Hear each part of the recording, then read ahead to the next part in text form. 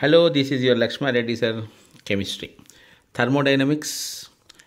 ఇప్పుడు ఫస్ట్ లా తర్వాత సెకండ్ లాకి వెళ్ళే ముందు మనకి స్పాంటేనియస్ ప్రాసెస్ అంటే ఏంటో తెలియాలి. అసలు what is spontaneity?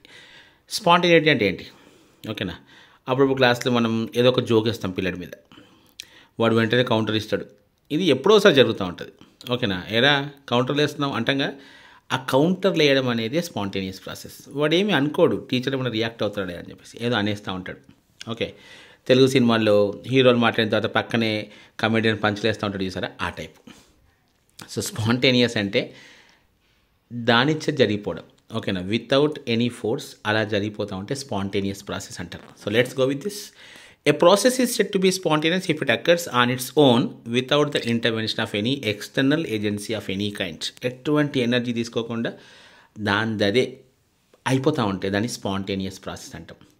Example, flow of heat from high temperature to low temperature, flow of water from high level to low level, flow of gas from high pressure to low pressure. Spontaneous or natural processes are thermodynamically irreversible. అంటే ఈ ప్రాసెస్లన్నీ కూడా ఒకటే డైరెక్షన్లో పోతాయి. స్పాంటేనియస్గా జరుగుతుంది అంటే అది reverse రాదు. జలపాతం పైనుంచి కిందికి వాటర్ పడతాయి, స్పాంటేనియస్. అది పైకి వెళ్ళదు, మళ్ళీ మనం మోటార్ పెట్టి పైకి తీసుకోవాల్సిందే. Correct. So enthalpy diagram for exothermic reactions, ఇది ఎగ్జోథర్మిక్ రియాక్షన్. ఇందులో మీరు జాగ్రత్తగా చూస్తే హెచ్ఆర్ అంటే రియాక్టెంట్స్, హెచ్పి అంటే products. Potential energy of products ఎక్కువ ఉంది చూడండి. ఎస్, రియాక్టెంట్స్ కన్నా ప్రొడక్ట్స్కి ఎక్కువ ఎనర్జీ ఉంది. So delta H is going to be positive. ఇది ఎండోథర్మిక్ రియాక్షన్. ఎక్కడ మిస్ అయిపోయింది అది, ఇది ఎండోథర్మిక్ రియాక్షన్. ఓకేనా, ఈ కిందిది ఎగ్జోథర్మిక్ రియాక్షన్. మనవాడు తప్పు రాశాడు, ఇది కిందిది ఎగ్జోథర్మిక్ బయట, పైది ఎండోథర్మిక్. అప్పుడప్పుడు పుస్తకాలు తప్పులు పడుతూ ఉంటాయి, పెద్ద పట్టించుకోకండి. రియాక్టెంట్స్ ఎనర్జీ ఎక్కువ ఉండి ప్రొడక్ట్స్ ఎనర్జీ తక్కువ ఉంటే అది ఎగ్జోథర్మిక్. రియాక్టెంట్స్ ఎనర్జీ తక్కువ ఉండి ప్రొడక్ట్స్ ఎనర్జీ ఎక్కువ ఉంటే అది ఎండోథర్మిక్. ఇది ఎగ్జోథర్మిక్ బయట, ఇక్కడ తప్పుపడింది, don't mind, it's okay.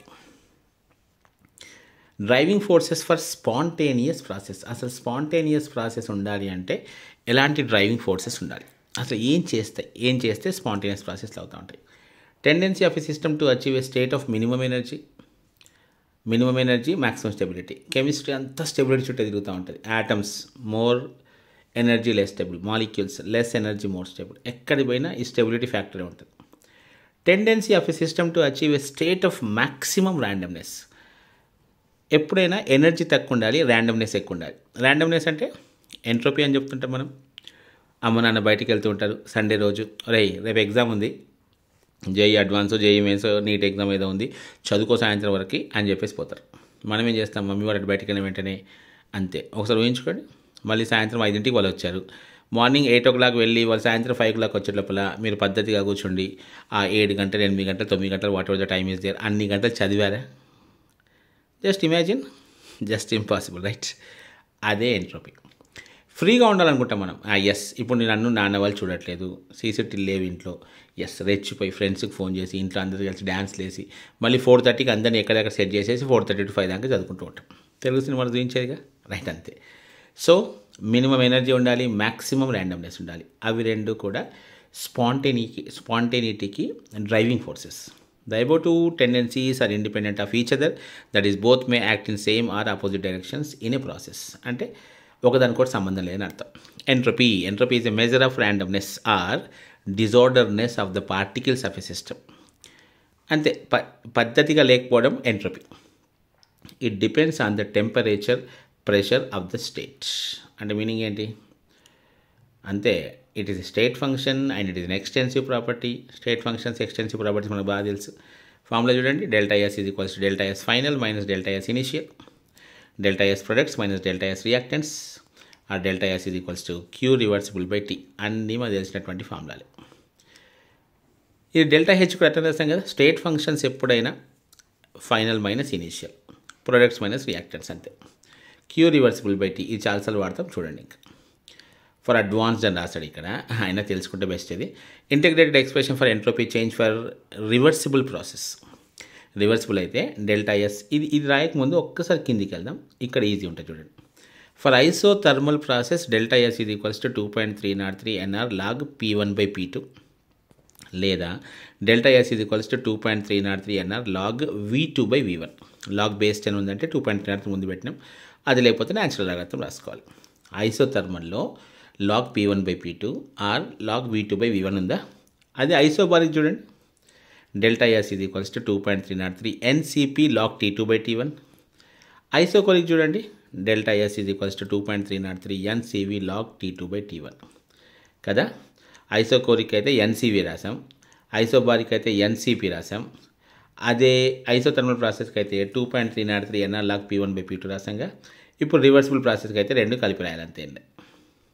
Delta S equal to 2.303 n C p అంటే at constant pressure log T2/T1 plus 2.303 NR log P1/P2. లేకపోతే delta S is equals to 2.303 n C v log T2/T1 plus 2.303 NR log V2/V1. Both are same. పైది C p కాబట్టి పక్కన P1/P2 రాసాం, కింద CV కాబట్టి పక్కన V2/V1 రాసాం. కింద ఉన్న రెండు ఎక్స్ప్రెషన్స్ ఐసోథర్మల్ ఐసోబారిక్ లేదా ఐసోథర్మల్ ఐసోకోరిక్ రెండు మిక్స్ చేసుకుంటే చాలు. Where Q reversible is the heat supplied to a system at temperature T under reversible conditions. మనం పైన రాసిన క్వశ్చన్ ఉంది, delta S is equal to Q reversible by T. Q అంటే అక్కడ heat supply. Entropy of 1 mole of a substance in pure state at 1 bar and 25 degrees Celsius is termed standard entropy. అంటే 1 mole of a substanceకి 1 bar pressure and 25 degrees దగ్గర ఉండేదాన్ని S not అంటాం. మనకి ఎప్పుడు తెలుసు not అని ఉందంటే standard conditions. For a reaction in standard state అంటే A to B గ్యాసెస్ని అనుకుందాం, 25 డిగ్రీ సెల్సియస్ 1 atm ప్రెషర్ ఇట్లా ఉంటే delta S naught is equal to products minus reactants SB not minus SA not. For a spontaneous process in an isolated system delta S is greater than 0. అంటే ఎప్పుడు కూడా spontaneous ప్రాసెస్కి delta s పాజిటివ్గా ఉండాలి, delta H నెగటివ్గా ఉండాలి. Delta H అంటే enthalpy change, that should be negative. Delta S is entropy change, that should be positive. When a system is non-isolated, the entropy changes of the surroundings also must be considered. ఇప్పుడు isolated అంటే సరౌండింగ్స్తో ఎటువంటి exchanges లేవు. సరౌండింగ్స్తో ఎటువంటి exchanges లేకపోతే మనం only సిస్టమ్ని మాత్రమే consider చేసి తీసుకుంటాం. అదే ఒకవేళ నాన్ ఐసోలేటెడ్ అనుకోండి, అంటే సరౌండింగ్స్ మీద ఖచ్చితంగా ఇంపాక్ట్ ఉంటుందిగా, అప్పుడు సరౌండింగ్స్ కూడా కలుపుకోవాలి. మనం కలుపుకోవాలంటే ఏం చేయాలి? Then delta S total is equal to delta S system plus delta S surroundings. For a spontaneous process delta S total must be greater than 0. ఇది మనకు తెలిసిన condition. Delta S is equal 0 అంటే the process is in equilibrium or you can say reversible. Of course reversible అయితేనే equilibrium అవుతుంది. In a reversible adiabatic process, adiabatic అంటే no heat exchange, so Q is equal 0. When Q is equal 0 delta S system, delta S surroundings, delta S total. అసలు heat ఇవ్వట్లేదంటే randomness జరగదు. Ice ఉంది, ice melt అవ్వాలి అంటే మనం కొంచెం heat ఇవ్వాల్సిందే. ఏమి ఇవ్వకుండా ఆ ఫ్రిడ్జ్ కండిషన్ని బయట మెయింటైన్ చేస్తామంటే ఐస్ లానే ఉంటుంది. So delta S system, delta S surroundings, delta S total will become 0 when Q is equals to 0. Come this side. Yes, the entropy of a system increases when it absorbs heat. Obviously తెలిసినది, నాన్నగారు నీకు డబ్బులు ఇస్తే నువ్వు బయటికి వెళ్ళిపోతావు, your entropy increases. Okay, delta S is more positive when the system absorbs heat at lower temperature rather than at higher temperature. అంతే కదా. నీ దగ్గర 10,000 ఉన్నాయి ఆల్రెడీ, నాన్న ఒక 5,000 ఇచ్చాడు, పెద్ద డిఫరెన్స్ ఏం రాదు నీకు. నీ దగ్గర 10 రూపాయలు, నాన్న 5,000 ఇచ్చాడు, చాలా డిఫరెన్స్ ఉంటుంది. ఓకేనా. లోయర్ టెంపరేచర్లో హయ్యర్ టెంపరేచర్ కన్నా ఎక్కువ ఎక్సైట్మెంట్ ఉంటుంది. Delta S is more positive when the system absorbs heat at lower temperature. Units of sulphur అంటున్నాను, extremely sorry. Entropy and delta S are joules per kelvin per mole.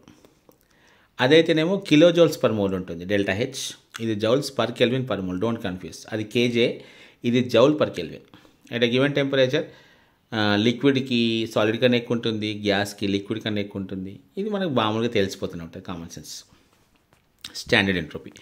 When entropy of 1 mole of a substance is expressed at 298 Kelvin and 1 atm pressure, it is called standard entropy of that substance. చెప్పుకున్నాక ఇంతకుముందు temperature 1 atm ఉండాలి, temperature 25 degree Celsius, pressure 1 atm ఉండాలి. ఆ condition లోపల entropy of 1 mole of a substance is standard entropy of the substance. It is denoted by S naught. Delta S naught is equal to summation of S naught products minus summation of S naught reactants. ఇది మన common sense. Sum of the standard entropies of products minus sum of the standard entropies of reactants. ఇప్పుడు entropy change in exothermic and endothermic reactions ఎలా ఉంటుంది? In exothermic reactions heat released by the reaction increases the disorderness of the surroundings and overall entropy change is positive. జనరల్గా exothermic reactions అంటే delta s positive. In endothermic reactions, heat flows from the surroundings into the system. The entropy of the surroundings decreases and the system increases. Surroundings ki decrease avutundi, system ki increase avutundi. Total entropy change is positive. The change is spontaneous. Okay na. If the total entropy change is positive, the change is spontaneous. ఇక్కడ మీరు endothermic reaction exothermic reaction సంబంధం లేదు. ఓవరాల్గా ఆ ప్రాసెస్లో entropy change system surroundings. సమస్య ఎక్కడ వస్తుందంటే సిస్టమ్ ఎప్పుడు చాలా చిన్నది, సరౌండింగ్స్ ఎప్పుడు చాలా పెద్దది. మనం ఎలాంటి సరౌండింగ్స్ వచ్చి మాట్లాడదాం అనేది ఇంపార్టెంట్. మనం సరౌండింగ్స్ యాక్చువల్లీ ఏం చెప్తాం, మన సిస్టమ్ అంటే which is the part of the ఏది universe which is under thermodynamic studies call system అంటాం. రిమైనింగ్ యూనివర్సెస్ అంటాం. మీరు యూనివర్స్ మొత్తాన్ని కన్సిడర్ చేస్తే సరౌండింగ్స్లో పెద్ద డిఫరెన్స్ ఏం కనబడదు. కానీ మనం జనరల్గా కన్సిడర్ చేసే ఏంటంటే ఒక రూమ్లో ఒక రియాక్షన్ జరుగుతున్నప్పుడు ఆ రూమ్ వరకే సరౌండింగ్స్ అనుకుంటాం మనం. అప్పుడు రెండింటిని కన్సిడర్ చేయాల్సిందే. ఓకే, సో ఒక 11 minutes అయింది. ఈ వీడియో ఇక్కడ ఆపేద్దాం. దీని తర్వాత పార్ట్ ఈ థర్మోడైనమిక్స్లో ముందున్న వాటిని మళ్ళీ మనం ఒకసారి చేద్దాం. వాటిని అదొక 3 అవుతుంది కావచ్చు. ఇప్పుడు దాకా వేసింది పార్ట్ 4 అనుకుందాం. ఇది పార్ట్ 5. దీని తర్వాత థర్మోకెమిస్ట్రీ వేరే చేద్దాం. Entropy change during the phase ట్రాన్స్ఫర్మేషన్ని పార్ట్ 5 కింద కన్సిడర్ చేద్దాం మనం. ఓకే.